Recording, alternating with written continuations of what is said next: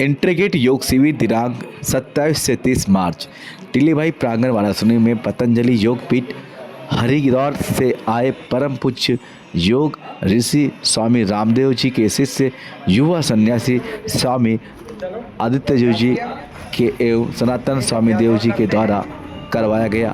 थोड़ा से कठिन थोड़े ज़्यादा कठिन नहीं, सामान्य अभ्यास। इसके साथ साथ आयुर्वेद और भारतीय शिक्षा बोर्ड के अंतर्गत शिक्षा व्यवस्था की जानकारी दी गई, जिनको भूख कम लगती है, जिसमें साथ ही स्कूल कॉलेज के बच्चे भी यहाँ पर शामिल रहे। मंडूकासन करवाया था, मंडूकासन, योग मुद्रासन और सूर्य नमस्कार का अभ्यास करेंगे तो उससे जठराग्नि प्रदीप हो जाता है।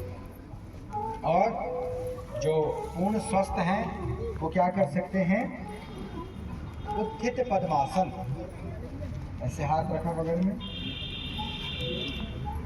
और बगल में रख करके ऐसे उठा दिया।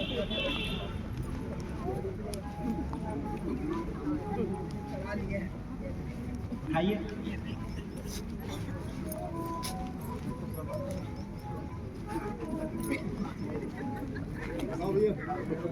जितना उठा सकते हैं।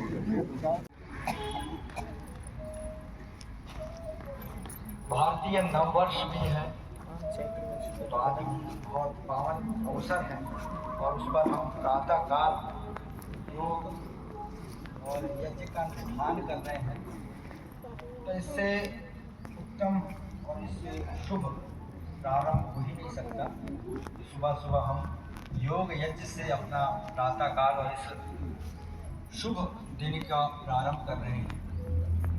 तो आइए अब हम प्राणायाम कर सकते हैं और अभी थोड़ी देर बाद हम फिर यज्ञ का भी अनुष्ठान करें और आप सबको उसमें भूमिका होगा। देखो, घर में योग तो आपको रोज करना है, उसके साथ साथ जो यज्ञ हो सके, बहुत अच्छी बात है अगर रोज यज्ञ करो। जितना आगे जा सको उतना आगे, और जितना पीछे जा सको उतना पीछे भी जाना है। ऐसे तो 5 बार 10 बार 15 बार करोगे तो उससे लाभ नहीं होगा। कम से कम 500 1000 बार करना पड़ेगा, तब जा करके उसका पूरा लाभ होगा। ऐसे घुमाओ चुटकी, आगे जाओ तो पैर की उंगलियों के आगे से हाथ निकलें, और जब पीछे जाए तो घुटनों के पीछे हाथ में फिर उस कपड़े को पकड़ लो। जैसे माताओं के पास चुन्नी है ना, ऐसे पीछे चुन्नी पकड़ लेना, तो उससे भी धीरे धीरे आपका अभ्यास बन जाएगा। कोई भी कपड़ा पकड़ करके ऐसे खींच।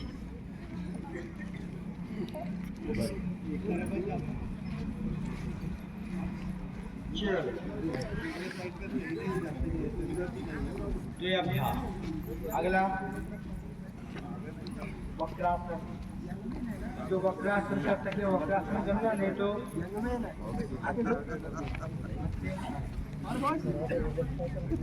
रखा एक पैर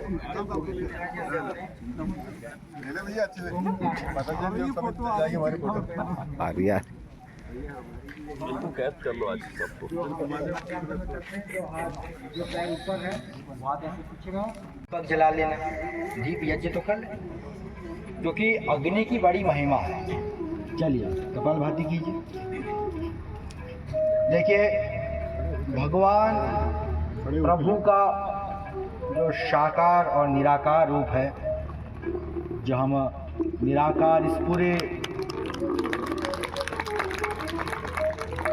वाह, जो जोरदार ताली बजाइए इनके लिए, दंड धौती का अभ्यास कर रहे हैं। पूरा पेट में पानी भर करके फिर ऐसे निकालते हैं। जिनको भी पेट में पित्त आदि बन जाता है, थोड़ा सा गरम खाया उतने में ही शरीर में दाने निकल आते हैं, गर्मी हो जाती है, या कुछ भी खाते हैं तो शरीर में ऐसा लगता है बाहर निकलने वाला है, हर थोड़ी देर में डकार आने लग जाती है। तो इसका मतलब उनका पित्त बढ़ा हुआ है। तो उनको ऐसे अभ्यास करना चाहिए, धौते क्रिया का, कुंजन क्रिया का, तो उससे पेट में भरा हुआ पित्त सारा समाप्त हो जाता है। और जिनका कफ बढ़ा हुआ है उनको सूत्र नेति और जल नेति का अभ्यास करना चाहिए। उससे जो भी मस्तिष्क में और नाक गले में जो भी कफ बढ़ा हुआ है वो सारा बाहर निकल आता है।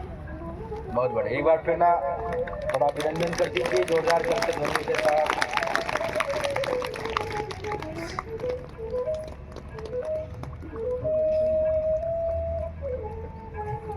तो कपालभाति अभ्यास करते रहिए। और वाराणसी खेलना जी की ओर से मैं महाराज जी का और साथ में आए हुए सभी सम्मानीय अतिथियों का हार्दिक अभिनंदन करता हूँ, वंदन करता हूँ। आज चूंकि बहुत शुभ दिन है, हमारा हिंदू नववर्ष की शुरुआत आज से होती है और महाराज जी ने जो बताया कि हमारी दिनचर्या कैसी हो, हमारा भोजन कैसा सात्विक हो, हमारी जीवन शैली कैसी हो जिससे हम स्वस्थ रहें। और लगातार हमारे वाराणसी में योग को लेकर बहुत जागरूकता है। कई योग शिविर चलते हैं, हमारे चौधरी सर उनकी पूरी टीम लगातार इस पर काम करती है। और आज आपने जैसे कहा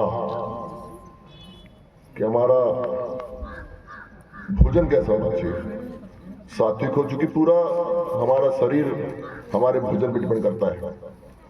हम कम खाएं, सप्ताह में यज्ञ करें और अपने जीवन को स्वस्थ रखें। क्योंकि मैं तो एक राजनीतिक जीवन से जुड़ा आदमी हूँ। कल भी 4-5 आदमी गया था, मुझे खाना पड़ता ही है कई जगह।